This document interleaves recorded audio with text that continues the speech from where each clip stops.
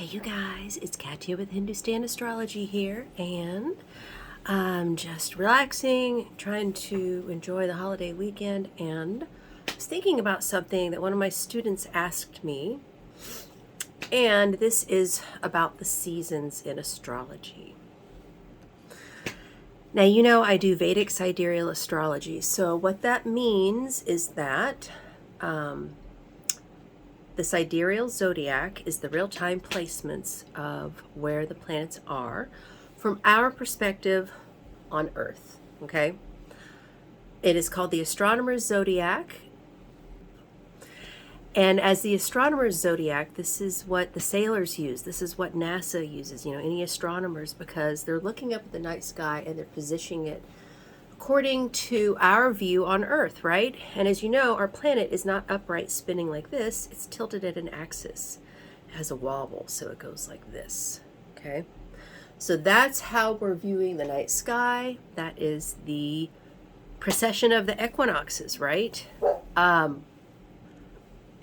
So, we're approaching the age of Aquarius according to the Sidereal Zodiac. Now, there are different ways to calculate the difference between where our planet is at 0 and where the tilt is. That little pie shape from here to wherever you measure it is called the Ayanamsha. I use Lahiri. Right now we're at about 24 minutes, 11 seconds in that pie. And it's going to keep getting bigger and bigger and bigger and bigger until it comes all the way back around. It takes thousands of years. Now that's what Vedic astrology uses. In Western astrology, which is what everybody knows, right? That's like what we grew up with reading in the newspapers, right? They use what's called the tropical zodiac. And what they do is they take out the precession, the Ayanamsha, and they make the planet upright. Now, what that does is it aligns Earth with the sun. So think of the tropical zodiac as the sun's gaze at the earth. And it's how the sun is hitting the earth between the Tropic of Cancer and the Tropic of Capricorn. Now, why is that important if you follow Vedic Sidereal? That's the big question here. What Western astrology is good for, what the tropical zodiac is good for, is calculating the seasons, which are the same every year, right? They usually start somewhere between the 20th and the 22nd of the month, right? So we have our spring equinox, our summer solstice, our fall solstice, and our fall equinox, winter solstice, right? Those are always on the same days, and that's because it's calculated from how the sun is hitting the earth. So here's the takeaway.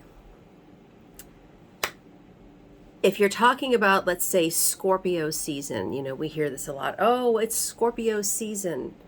Well, that is one time that you can actually use the tropical zodiac, and it's correct. So, in Western astrology, Scorpio starts at, let's see, what is it? Is it November?